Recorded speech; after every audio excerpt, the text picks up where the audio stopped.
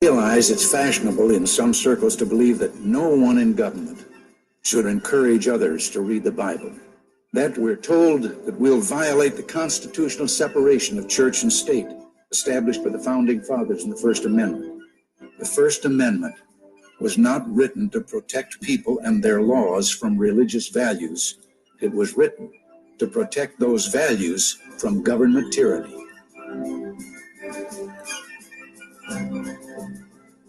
Welcome to Liberty Watch, an independent program on KVOI, Tucson's Voice of Freedom.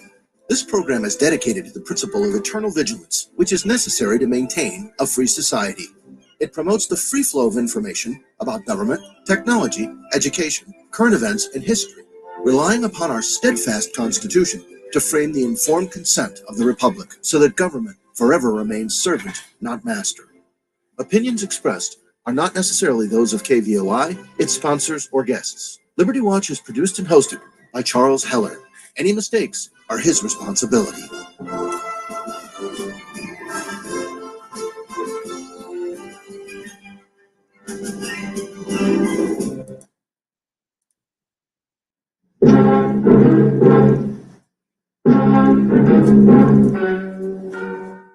Ladies and gentlemen, the story you are about to hear is true.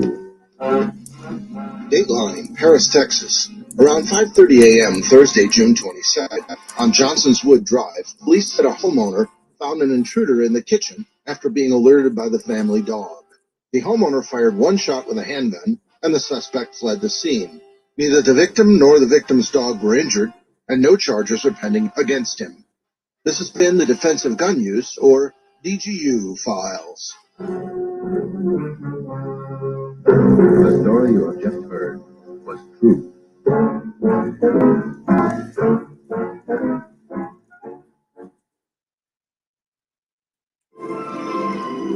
248 years ago, this nation was conceived in liberty by a document that is still quoted today around the world. Come join the listeners of this station to gather in front of the Udall Park Rec Center at 8:30 a.m. July 4th for a 9 o'clock public reading of the Declaration of Independence. That's 8:30 a.m. Thursday, July 4th, in front of the Udall Park Rec Center, 7200 East Tankerverde Road. America Armed and Free is a paid program on KVOI, wholly owned by Charles Heller, produced, engineered, paid for, and hosted by him. Any opinions are his, not necessarily the station's. I, Harry S. Truman, President of the United States, dedicate this day of Sunday to America Armed and Free. The Constitution does not say that government shall decree the right to keep and bear arms. The Constitution says the right of the people to keep and bear arms shall not be infringed. I am a minute man. I am the guardian of America, armed and free. For we knew it will always be the citizen who is the guardian of America, armed and free. Welcome to America Armed and Free, a program dedicated to preserving your God-granted, constitutionally guaranteed individual right to keep and bear arms in defense of self or state, understanding that the citizens are the militia. This program is produced by Charles Heller and is not endorsed by anyone who isn't pro-choice on freedom. We are the guardians of America, armed and free. Indeed, we are the guardians of America Armed and Free, both in uniform, as my guest has been, and not, as I have not been, unless you count ROTC. And it is a joy, a pleasure, and an honor to welcome to the microphones and telephones for the first time of America Armed and Free, Michael Cargill. Michael is the plaintiff in Cargill versus, what's that darned attorney general's name again? Oh, yeah, Garland. That's it. And anything versus Garland and you win, hallelujah. Welcome to the program, Michael. Are you with us? Michael, are you there? Yes, sir. Yes, sir. I am. Absolutely. Thank you for having me. My pleasure. You got to take it off of mute. Exactly. I know that symptom very well. It's called dead air syndrome. you're a radio guy too, so you get that. So does everybody. In any case, you're a really interesting study, if I may talk about you a little bit before we talk about the case. You're a veteran of 12 years in the Army. You did something that's very specialized in the Army, a musician. You taught other people music. What motivated you to go in the military? Well, I didn't know what I wanted to do. Mm-hmm. I graduated from high school back in 1987, and so I didn't have an idea in any direction at that time. And so I said, well, I guess I'll choose the military, and that's what I did. I joined the military. I took an audition for the United States Army Band, and so I became a musician in the Army. And you're a multiple instrument player, if I remember correctly. If I remember reading the bio right. Yeah, I play tuba, trumpet, and trombone. Okay. It's funny because I know more about music than I do about guns. You know who you share that in common with? The GOA rep. What is her name? Oh gosh, she's such a wonderful human being and pretty easy on the eyes. And she's the GOA rep for Texas. She's a music major. She had a master's in music, and she wasn't pro-gun until she started doing research in the last 10 years, and she ended up going from mildly anti to running GOA in all of Texas. And I'm trying to think of her name, and it doesn't strike me at the moment. We brought her over from Texas to speak 2 years ago at the Arizona Citizens Defense League annual meeting, which I'm going to invite you to speak at next year. So whether the board likes it or not, we need you over here. So Nice.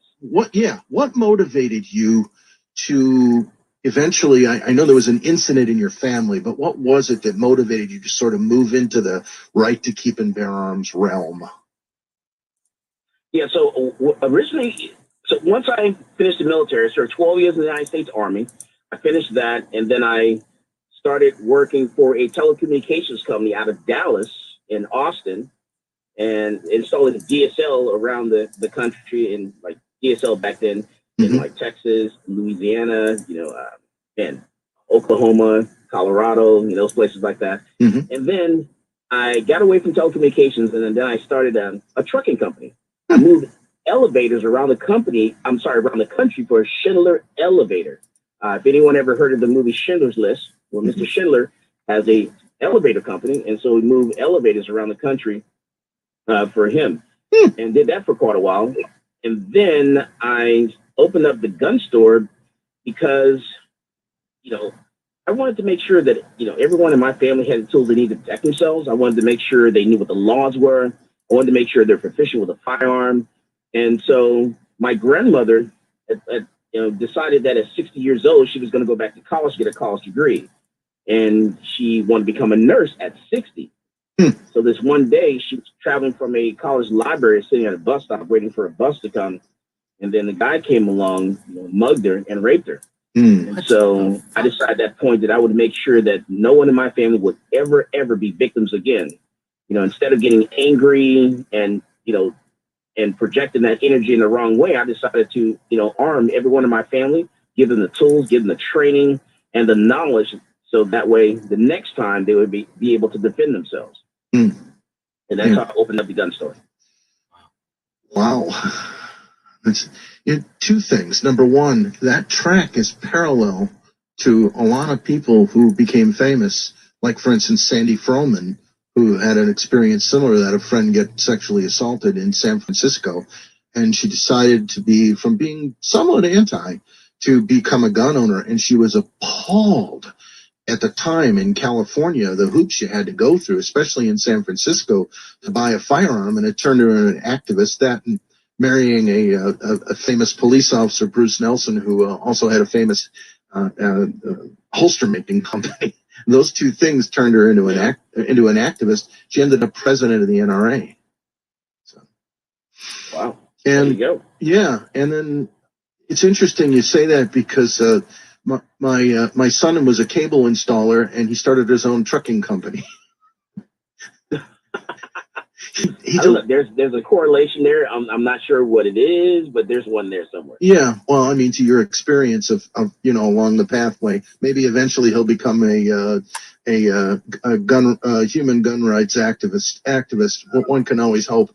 But anyway, so explain the nexus of how we got from you starting a gun shop to how you ended up suing BATFE for their ruling about the bump stock. How did that? Maybe give us the timeline, or maybe not the timeline, but the steps you went through to get to that point. Right. So, back when they had the Las Vegas shooting, which was the largest mass shooting that we've ever had, in this country, there was a call to do something.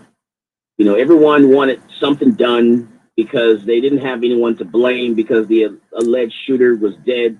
And so they needed to blame somebody. And instead of, focusing on, mental health and things of that nature and family, they decided to ban the object, that they, and they directed their anger toward that object. And everyone got on board with this. We're talking 5 years ago. We're talking President Trump was in office. And even President Trump came out and said, you know what? Yeah, let's go ahead and get rid of the bump stocks. The bump stocks are gone. We're going to get rid of them. Forget about them. They're out of there. And so just going to figure out a way to get rid of them. We're going to do it and be done with it. And so I said, hold on. This is crazy. Because if you do this, if you pick a part, it's not even a firearm, but a part of a firearm, and you can ban that in this country by just doing an administrative rule, then you will open up the floodgates, and there's no stopping them if you do this. I said you can't do anything off of emotions. You got to stop and think about what you're doing and the consequences of those actions. And no one wanted to listen. So everyone got on. Everyone was on board with this for the most part. The NRA was on board with it. A lot of people didn't want to put up a big stink because it was a conservative or Republican president saying we're going to get rid of this particular product or this piece.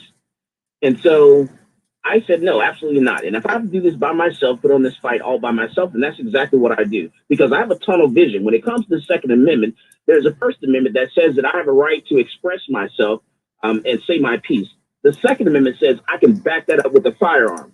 And so, I have a tunnel vision, and the Second Amendment has got to be the strongest part of everything in our foundation. That is why the United States is the 911 to the rest of the world.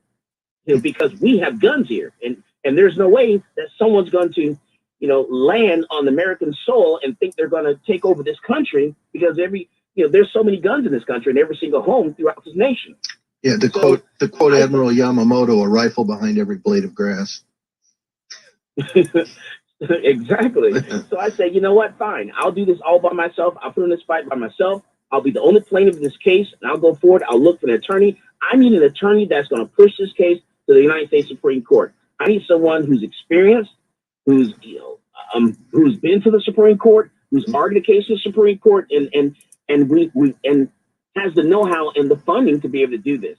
And so that's exactly what we did. Yeah, Liberty Justice Center.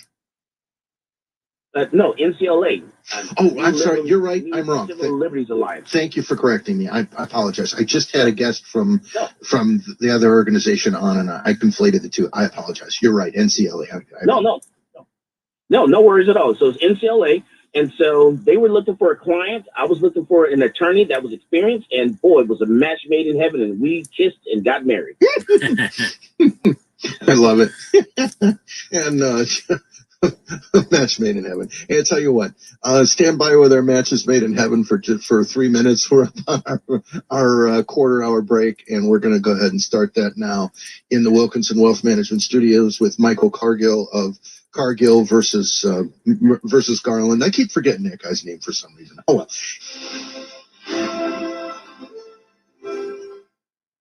This is Herman Cain, and if it has a muzzle, a nozzle, or a blade, you'll find your topic on America Armed and Free. Sundays, right after Liberty Watch.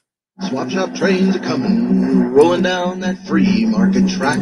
Sunday mornings, you can buy, sell, or trade anything lawful and moral on the swap shop. Let's listen. Dawn Wells, is there anything you missed on the island? Oh, well, actually, what I really missed. There we were with nothing to do. what I missed most was the swap shop. I mean, what fun we'd have had. I don't know how we'd have gotten a hold of you, but we'd have tried. Swap Shop, Sundays 10 to 11 a.m., right before Liberty Watch. I'm Oliver North, and like you, I'm listening on America Armed and Free with Charles Heller. Civilian disarmament is an essential precedent for every dictator who engages in mass murder. I like guns, I like the way they look. I like the shiny steel and the polished wood. I don't care if they're big or small. They're for sale, till I want them all. I like guns, I like guns, I like guns.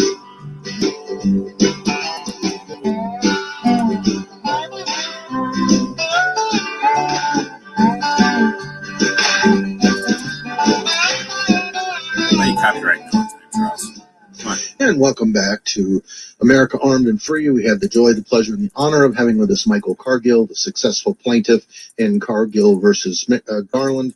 And Michael, getting back to the issue of how you got there and the NCLA, New Civil Liberties Alliance, how did the case progress from the court where you first filed all the way up to the Supremes? So once the ban went into effect, what I did was that 30 minutes later, after surrendering my bump stock to the ATF in the Austin office, we filed a lawsuit against the federal government and informed the ATF they need to keep those bump stocks in for safekeeping. So, we went along, COVID happened, and then the judge in the case says, you know what? Even though it's COVID, there are no court cases going on right now. We're going to go ahead and have this case, inside the courtroom, not on Skype or not online or anything like that. We're going to have it actually in the courtroom. So it was the first case post-COVID, inside a federal court in Austin. And so we went in. My attorneys plead the case, and I made sure that I attend every single one of my court hearings. I want to make sure I'm there, because this case was very important to me, and I want them to see my face and put a face to the name. And so we pleaded the case. My attorney did a wonderful job, aligned everything out, and the judge in that case in Austin said, "Okay, I get it. So the bump stock, that's kind of like a shotgun, where I pump with my left, and then I fire. It's like, okay, we're going to lose this case. This guy doesn't have a clue, what we're talking about here." So I knew we were going to lose that, and we lost. And you're gonna lose, some battles. You're definitely gonna lose. You may lose several battles, but the object is to win the war at the end. Mm-hmm. So we appealed that case to the Fifth Circuit in New Orleans, and in the Fifth Circuit, that's a court that's mostly conservative justices. Mm-hmm. So I was thinking, okay, well, we're bound to pull, a couple of conservative justices there, and we should be able to get past this, this hurdle. Mm-hmm. Well, we had a 3-judge panel in New Orleans, and I was, present for that. And then in that 3-judge panel, we drew all liberal justices for the 3-judge panel. Mm-hmm. So we lost that case. And the funny thing was, in their statement, they pretty much said, look, in order for anything to be done with bump stocks, Congress is going to have to act. Mm-hmm. So they acknowledged the fact, in the fact that they denied, our case. They acknowledged the fact that, that's something that Congress needs to act on, because, there clearly is there's a problem here in the definition of what the ATF is saying and what they did 10 years prior. Right. So, but we still lost that case regardless. So we appealed again, and then luckily the case was taken up en banc in front of the entire Fifth Circuit. I think it was like 12 judges there. Mm-hmm. And so, and that's intimidating to me. People ask me, which was the most intimidating? Was the United States Supreme Court the most intimidating place, or was, that you've ever been to in your life? I said, no, not at all. To me, the Fifth Circuit was more intimidating because there were 12 judges there that were all throwing out questions and had questions. And, these judges were on top of their game. Mm-hmm. So we luckily won that case in the Fifth Circuit, and the government decided to appeal the case to the United States Supreme Court in Washington, D.C. And so they appealed. The court took up the case. They heard it in Satori. And then that case was actually, the hearing in that case, which I attended in Washington, D.C. also, the United States Supreme Court, in February of this year, 2024. So I attended the case, sat there in the United States Supreme Court, which was very, very moving for me because looking at the walls, there were red walls, looking at the pillars, white pillars that were in the room there was very, very, very moving, feeling all the energy, everything that came before you. Here I am at this point in time, and my name has been mentioned inside that room, that hollow ground there. I thought was just amazing, and I was just really, was like on a high, the entire time.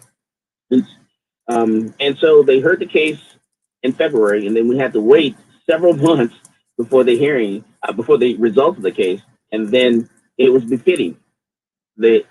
It dropped on their website on June 14th, which was Flag Day, the Army's birthday. Oh, Army's birthday, and that's right. And June 14th, you're right. It was Flag Day, and so it was very fitting the fact that we were able to, really put our foot on the legislative branch, a branch, pretty much a branch of the government there, and hold them at bay and say, look, hold on, the power belongs to the people, not you. And the Supreme Court agreed. For 10 years, the ATF said that bump stocks were not a machine gun. They were approved under the Obama administration. The Bush administration didn't have a problem with it. And then all of a sudden, the Las Vegas shooting happened. And then under the Trump administration, boom, they became banned. And then guess what? The ATF removed that document, that, the bump stock ban document. They removed the word bump stock and inserted, brace, inserted trigger, inserted whatever they want to go after next. Yeah, they went after they went after the pistol brace. They went after the force reset trigger, which is a trigger that fires once when you press in and then fires again when you let off, which requires two separate actions. It's not a machine gun. They called it one. That's right. And so, and that's where we were. And luckily on June 14th, the United States Supreme Court said, you know what, ATF, you cannot do that. You cannot create a right law. They referenced the Chevron deference. And boom, we won that case. Not only did it give me exactly what I wanted, the clarification of what a definition, what a machine gun was, and also the fact that the ATF cannot create a right law, boom, they gave me even more. And I love that. And so it was an overwhelming victory that will be heard and studied and talked about on college campuses around this country in law school. I saw that picture of you standing in your company shirt, your gun shop shirt, standing on the steps of the Supreme Court. And I was thinking, the only thing missing is a 1911 with Molon LeBay on the side. I know. That's the only gun I could get in there was the one that was on my shirt. Yeah. I'm surprised they didn't accuse you of racism. I know. Yeah. Anyway, it's funny and it's not. I mean, we have to joke about things as a defense mechanism against all things cruel and rotten. Otherwise, we'll get depressed and cry about it. But you sure didn't do that. You sure took the fight right straight to them. And when do you think that this actually was not a Second Amendment decision? It was a decision about the Administrative APA, the Administrative Procedures Act, and whether or not like you said in Chevron deference, whether or not the agency could be granted, basically, if they were Catholic, they'd say, I'm not Catholic, they would say Nihilobstat, authority from the Pope to go ahead and do what they do. And what the court said, like you said, they put their foot down. They said, no, you cannot exceed your authority under the color of law. Do you have any, I realize you're not an attorney, you're a musician, but what effect, what trumpet call might that sound in terms of using your case as precedent towards other freedom? Just that, my case, as well as the Chevron case that actually dropped like a couple days ago, those cases are going to be used to protect our Texas farmers, our Texas ranchers. It's going to stop these government agencies from really, just creating rules and putting our farmers, our ranchers out of business and doing the things they're trying to do around the country and in other industries as well, not just those. It's going to stop every single administrative agency and stop them in their tracks and say, hey, you cannot create a right law. You can't create a rule to ban something that someone legally purchased, something that they're legally doing, and turn around and say what you're doing is illegal or what you're owning is illegal. You cannot do that. You don't have that right. You don't have that authority. They're going to try. All right, hold on. We got Rick wants to ask you a question. Rick, you're on with Michael Cargill of Cargill versus Garland. Your comment or question, please be brief. We have a break coming up in 2 minutes, and I'll let you stay over the break if your question needs a follow-up. Go.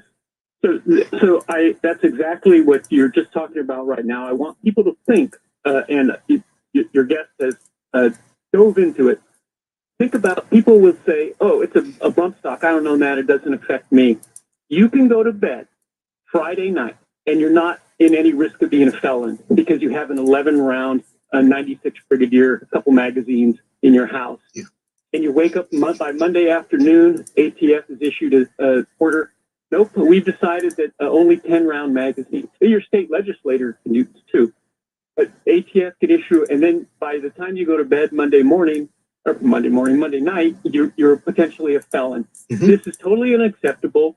It is against the Constitution, and I want to thank your guest for standing up for his rights, because it's not about a bump stock. It's about everything else. It's about someone with a 440 motor in their car they're working on their garage when the EPA decides that is a felony, often in some dystopian future, that, for climate change, that's a felony to own that. You have to turn all these large motors in. Yeah, so that they can that's run where them. We're headed. All right. Do you have a specific, anything else for Michael Cargill? So I guess the question is, has he received the bump stocks? You may have covered this on I didn't. His bump stocks back. I was going to ask that, but you did it for me. Michael, have you gotten your bump stocks back? No, I have not, but I did get a call from the government, the United States government, and the Alcohol, Tobacco, and Firearms that said that I can come and pick them up. But I declined at this time to pick them up because I want a judge's ordering them to be returned to me. Ooh, if they tell you can get them, why don't you just go grab them? What's the, I understand what you want. You want to make sure you have standing to go in there and to march in there and get them, not just their request. That is correct. Is that dangerous and that they might destroy them, saying you abandon them? No. So we're going to get the judge's order, but we just have to wait for that to happen because the judge in the lower court is being a very difficult judge. So we want everything done the right way, in writing, and there would be no questions later on down the road. Were you that way before the Army, or did you just learn from experience? Well, what made you learn how to dot your I's and cross your T's, Michael? Don't trust. I'm a federal firearms licensed dealer. You never ever trust the government. I'm going to use that. I'm going to use that to be a promo on this program. Rick, do you need to hold through the break for a follow up, or do you? Does that do it for you? I had a follow up. If you have another caller, I don't. But we're over for the break at the bottom of the hour. So if you'll bear with us, I will let you stay on hold, and with Michael Cargill, and we will be back after. Welcome to Monaural Radio, where we sing in black and white. The right of the people to be secure in their places from warrantless raiders with masks on their faces means little or nothing without threat of force. Without the second, what good is the fourth? And welcome back to America Armed and Free. I know the guy that wrote that, hell of a fella. Anyway, but with Michael Cargill of, what's the name of the gun shop in Texas? Central Texas Gunworks. Central Texas Gunworks in Austin. Where in Austin are you? We're a stone throw from the Capitol. So we're just south of downtown Austin on Ben White, the road that goes straight to the airport. Mm-hmm. All right. I'm going to have to drive over there and do some shopping at your store. Of course, we'll have to have it shipped here. I can't legally buy from you and just grab it and after paying for it and go. But someday we'll get that solved. Yes, we will. I think anybody with a CCW or in Texas CHL or what do they call it now? CPL? LTC, license to carry handgun. Right, LTC. Yours is a little different than ours, but it's similar. Your laws are also a little bit different than ours. Your laws are a little bit more lenient towards the defender in Texas than ours are. Ours used to be so much better for carry than yours, but you guys fixed that. You guys fixed that a few years ago with constitutional carry. Even then, people still get in trouble. I've heard a podcast where you talk about that, and I do want to ask about that a little later. Right now, I want to respect caller Rick's time. He had a follow-up question. Rick, go ahead. So your guest, he's in Austin city limits, is my understanding. Yeah, Michael Cargill is his name. Let's not refer to him in the third person. Yeah. I'm sorry. Does your case then bear on the brace, the brace? Okay. Brilliant question, Michael. Yeah. So the Cargill case, what it will do is it set precedents. It's going to be case law, and so it will be used to knock down the brace ban. They're going to have to make their way through the courts, and then boom. Your brace ban is going to be gone permanently. Right now, yes, we can have braces again, temporarily right now, this moment in time because of the injunction. But yes, the Cargill case will be used as case law to say, hey, ATF doesn't have that authority to say this. Braces were legal. All of a sudden, they changed their mind. They flip-flopped back. You can't go back and forth. You're going to have to go back to Congress and ban it through Congress. Does that answer your question, Rick? Yeah, so it does. It does, thanks. And I want everybody to think about this, too, is that's why we have a Congress. That's why we have a Constitution. And that is why there's 3 co-equal branches, is because the idea that the ATF can just come out and come out with a ruling that affects your life in the fact that it can affect your freedom. If you don't pay attention, you don't have the internet, in a hypothetical situation, they make a ruling, you get stopped in a police stop 6 months down the road, you're living up in Sholo in the middle of the woods, and then next thing you know, you're faced in federal court, facing a felony. This is absurd. This is no way to run a country, as someone once said. Yeah. So I want to thank, I want to thank Michael Cargill. For, I'm having trouble pronouncing that. Anyways, thank you very much for bringing the case and for standing strong and standing up for the Second Amendment. And thank you for your service. Hey, thank you very much. I really appreciate the questions. All right, that opens the line for you, and you can ask away, fire away, if you will, at Michael Cargill and me, and anything you want to know about activism-related stuff, about legal-related stuff. Michael, are there any other cases that you might maybe have your eye on as to being a plaintiff, like there was a Heller 2 and actually a Heller 3 decision? Are there any other cases you're kind of looking at and going, hey, I'd love to go after this? Yes, we actually filed a lawsuit in federal court against the ATF for trying to protect mom and pop gun stores. What the ATF is doing is they're walking to mom and pop gun stores, conducting an inspection, and looking for any small little paperwork errors they can find so they can shut those gun stores down. And so, there's 100 different data points on the 4473, the firearm transaction record, the paperwork that you fill out when you walk in the gun store. There are 100 different ways to make, mistakes on that paperwork. And for example, there's a box in there that says county. Some people make mistake that for country, And so because of that small little error, they're saying, hey, you just transferred a gun to someone that's a prohibited person because they didn't fill the paperwork out right. And then they're trying to shut that gun store down because of that. Like Reds in Idaho. And so, it's insane. It's crazy. They're not trying to transfer a gun to a prohibited person. You just had a customer that made a mistake on the form, is all it is. So where is that lawsuit now? Where's it? So we're still in the first court for that one, the first federal court. And so we're waiting for a hearing for that. We're actually waiting for summary judgment for that one to see if we get a summary judgment. And then we'll see what happens there. And then we also have a case against the state of New York. Now, this one, I'm a co-plaintiff. This case is brought by NSSF, National Shooting Sports Foundation, and also with other major manufacturers and major distributors, that are out there, like RSR. So major RSR is a distributor out of Illinois that sells. It's a wholesaler, sells guns to the dealers. Go ahead. I just want to make sure people know. Correct. Yeah. Right. Correct. So we've gotten together with some major manufacturers, major distributors, and a couple of gun stores to sue the state of New York. The state of New York says if I sell a gun to someone here in Texas, that gun winds up stolen from that person in Texas, ends up in New York and uses a crime. The state of New York can come back and sue me, the dealer, the distributor, and your manufacturer. Has anyone?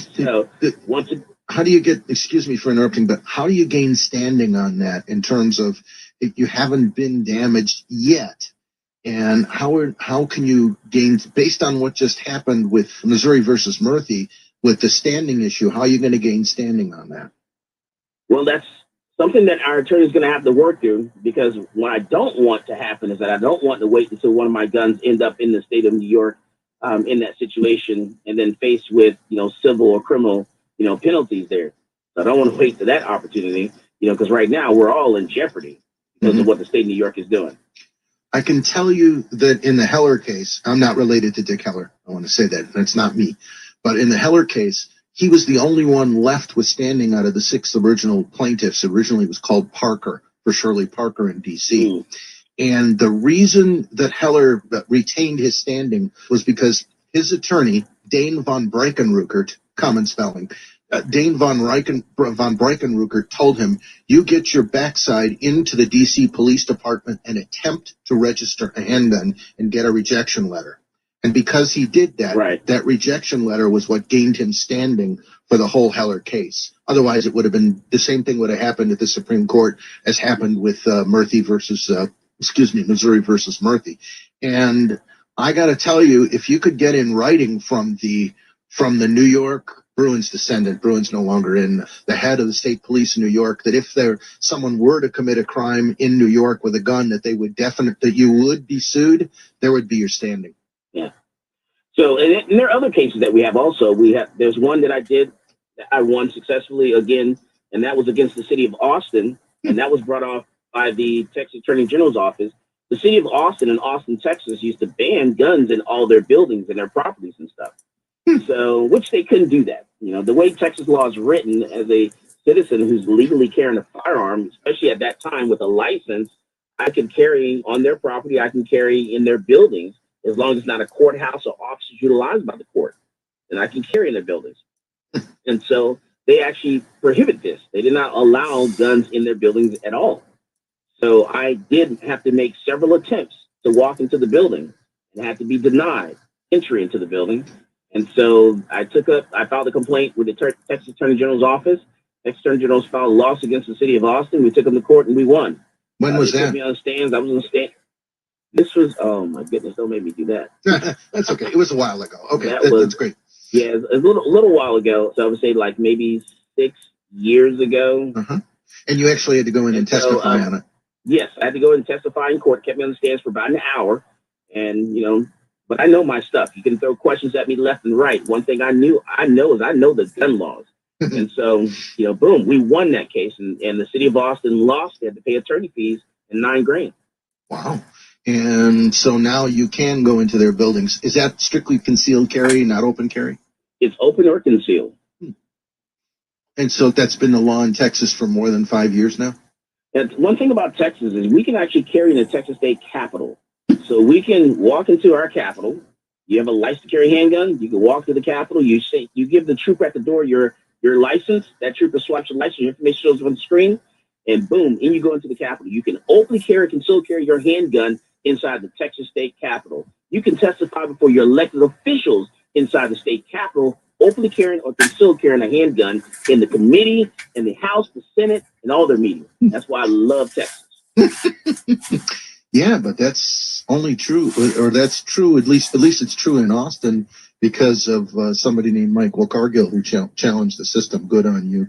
All right, stand by. We're at our three-quarters of the hour mark. I want to talk about your podcast that you have, but I want to do that after the break. You can stay with us for the last segment? Yes, sir. All right, stand by. Man, boy, sure can tell a veteran, can't you, by their answers? And we'll be back in a little bit. Swap shop trains are coming, rolling down that free market track. Sunday mornings, you can buy, sell, or trade anything lawful and moral on the swap shop. Let's listen. I have a Chevy 283 with a Rochester 4-barrel carburetor. had a typo in there. I made it a 293. Bored it out 10 over. Right on the radio. Do that a couple more times for me. We'll turn it into a 302 for you. Nothing flat. Swap Shop. Sundays 10 to 11 a.m. right before Liberty Watch. Imagine that this is your daughter. What do you want? Now you get to decide how this scene ends. Or... Stop, bro! Stop!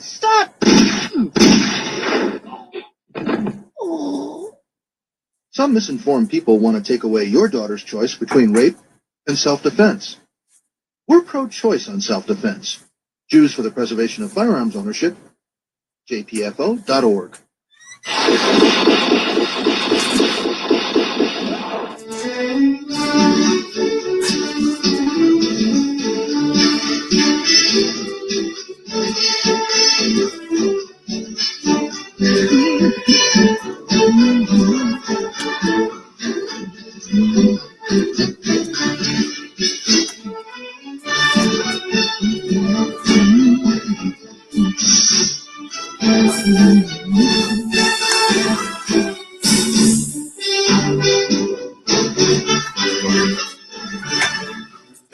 How about that, Michael? Does the rifleman theme make you want to go back to the trumpet or the trombone? Oh, yes, it does. Yes, it does. Did you grow up watching that? You're a bit younger than me. Did you grow up on that series or the reruns of it? No. And I'm 55. Oh, well, yeah, you're 12 years younger than me, so. I mean, it was well over with by the time it was in reruns by the time I was a kid, but by the same token, that theme music, especially that 3220 Winchester they had. By the way, have you ever seen that gun? Yes. Oh, you've seen in the NRA's collection? That is one of the most dangerous firearms there ever was. He had a screw installed in the trigger so that when you closed the lever, it fired. Oh my God, is that unsafe? Yeah. Oh my goodness. Yeah. Yeah, that's not. You would never get away with a gun made that way. Well, it wasn't made that way. It was modified that way. Connors owned both of those rifles, and one of them's in the NRA collection. I don't know where the other one is, but man, that's a fascinating historical gun. So, oh well. Back to it. Talking about cases, do you have any advice for people who want to do activism the way you do with legal cases? Do you have any advice for people? It's hard, but what you can do, try to reach out to nonprofit organizations that are out there, and be there. They're organizations that are looking for plaintiffs. They're looking for people to stand up and be that person to so they can file a complaint for in court. What was it, last year before last, the government under the Biden administration passed a law to where that if you're younger than 21 years of age and you're purchasing a firearm from a gun store, which you can only get a rifle or shotgun, that you automatically get delayed in that transaction. Yeah. And so we've tried to find plaintiffs for a case. I tried to find someone for a case for over a year to do something about that, because it's like a 10-day delay they were automatically doing. And so it's just, and for no reason, this person can pass a background check. Why is it, you tell me just absolutely it's going to take you 10 days, every single time? And so unfortunately, we couldn't get any plaintiffs in that case. And so we just dropped it and left it by the wayside because we had other things we had to focus on. There is a similar challenge to the Prop 114 in Oregon about that exact thing. They banned the possession of semi-automatic rifles for people between the ages of 18 and 21. Federally, it's 18, but in Oregon, they made it 21. And I think that's been knocked down at the appellate level. I think even in the Ninth Circuit that they've knocked it down recently, or maybe it's at the trial court division and it hasn't gotten to the circuit yet. I know I'm not looking at my updates right in front of me. But you're right. Nationally, they're doing that allegedly so they can do a deeper background check. But you know as well as I do that the computer can do the background check instantly. I mean, you know that better than I do. You're an FFL. You're not only an FFL, you're a Class 7 manufacturer. You got the license to manufacture machine guns today. And these idiots out there are saying machine guns are illegal. Yeah, you can't transfer a new one to the civilian market, but you can make them all day long, and you could have a range. You could have your own range and rent them on that range if you wanted to. That's correct. That's correct. And the fact that some people say, oh, you can't, machine guns are banned. It's like, nah, there's a restriction, but they're not banned. Yeah, they're taxed, but $200 tax stamp, and they're frozen at the number in the community. So there were about 226,000. We're now down to about 176,000, I think, in civilian hands. But there's lots of stores, especially in Tucson. There's lots of stores that have the was it Title II Class 3 SOT, not manufacturer, but they can sell suppressed short barrel shotgun, short barrel rifle, and full auto. There's lots and lots of licenses like that here. There's over 30 of those licenses just in Tucson alone. So, right. Yeah. And I'm one of them. I'm a Type 07 manufacturer with an SOT. So yeah, we can do everything, all transactions. Right. Yeah. SOT stands for Special Occupational Tax. It's the tax that people pay to be an FFL. Is that like $1,000 a year, $1,200 a year for that Class 7? Yeah, depending on your license, it'd be $500 or $1,000. That's correct. You probably have the $1,000 one. Every June. Yeah, every June. Yeah, you know that date. Okay. Well, and in closing, tell us about your podcast. Yes, so I have, and the name of my podcast is Come and Talk. It used to be a radio show. I did the radio show for like 10 years. It's Come and Talk It. And the reason we say Come and Talk It, because in Texas, we have this thing, about, hey, come and take it. And there's a history behind that. Can't go into that right now. But so we named it Come and Talk It. And so we do it. I used to do it like every single Sunday, right around 4 o'clock. Now I'll do a show every now and then, and I'll stick to just some short videos and come out with certain news, or something changes, I'll make an announcement about that or something, something of that nature. And so you can find us on YouTube. It's Come and Talk It on YouTube. And like a year ago today, honestly, we probably only had about 10 subscribers on YouTube a year ago. And so we moved from the radio station into just the podcast. And now we're up to 170,000 subscribers. You want to bet that after the decision, you get fairly close to 1 million? I hope so. Yeah. Has YouTube tried to screw you up, demonetize you, do anything like that to mess up the algorithm for you? Yeah, we've had a couple little bumps in the road. It's hard with these companies to walk that fine, thin line that they give you. Facebook is the worst. I've been shadow banned, knocked down, whatever on Facebook. But I Twitter, now under Elon Musk, Twitter is awesome. And I can do a lot better on Twitter than I can any other platform. Have you ever considered doing your show live on Twitter, or do you already do that? No. So I haven't done it live on Twitter since it changed to X. I haven't done it live there, but back when it was Twitter, and it was connected to a different platform, then yes, we did do one on at that time when it was called Twitter. I should refer to it as X. I'm sorry. Suspensions you have for crossing your T's and dotting your I's and crossing your T's. So it's a refreshing thing because you're trying to do things right in activism.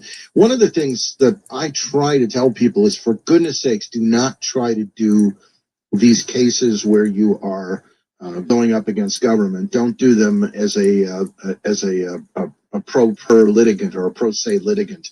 Don't try and do this yourself. You're basically standing on the deck of the Titanic complaining about the false advertising of its unsinkability. Don't do that to yourself, and don't do that to the right to keep and bear arms.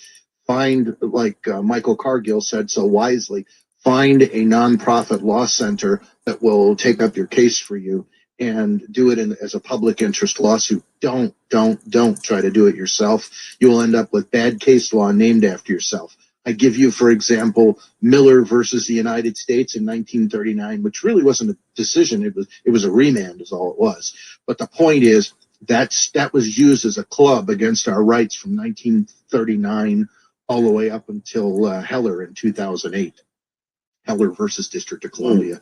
Find a public interest law firm and use it. That is really, I'm sure you do know how, I was going to say you don't know how wise it is, but I think you do know how wise it is. Seeing as how you just won in the Supreme Court, I think you do know how wise it is. Yes, sir. Definitely encourage that. You know, it's one of those things where, you know, you get stopped by police. You know, I always tell people, exercise your right to remain silent. You know, there's certain things you have to know. You know, you have a right to remain silent. Anything you say can and will be used against you in the court of law. You know, don't talk to the police. Let your attorney do the talking to the police for you. It's one of those same things there that you just have to remember. Yeah, there's no sense building a case against yourself. Yeah, I've been teaching our CCW course in here in October, it'll be 30 years.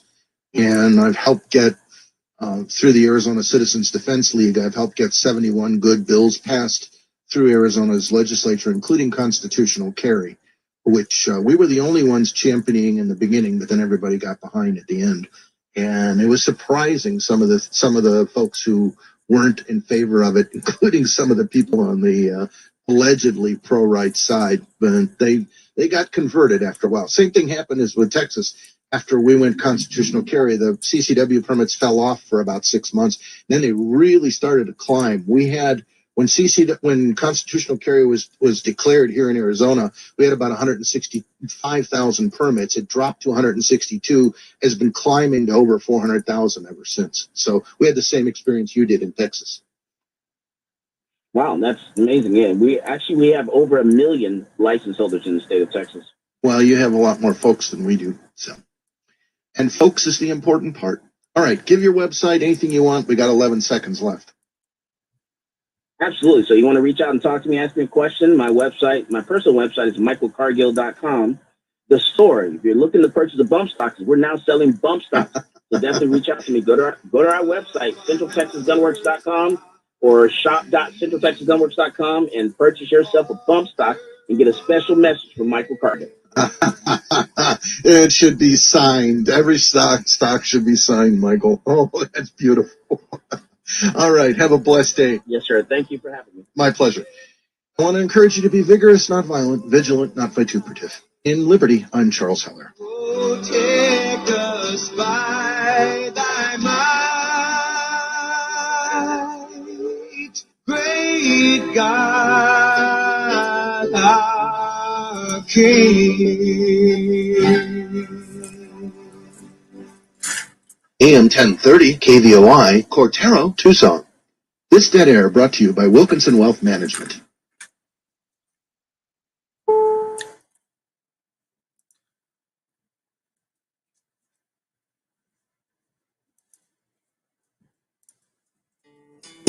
I like gun. Oh, come on, man. Where does he have the other one? Oh, I know it's on here somewhere.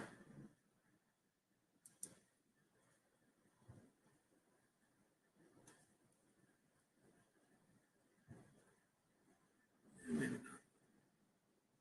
All right, we're listening to Charles Heller interviewing Michael Cargill this Sunday. I missed it live, so figured I'd replay it here. Listening to it off of his website and putting a link here in the description if anybody wants to check it out. And you can listen to Charles live on the radio. It is on KVOI Sundays. He has quite a few shows that he does, and Liberty Watch is one of those shows. Been listening or been looking for the song that he kind of alluded to there, but I'm not finding it on the website. I don't think it's this one.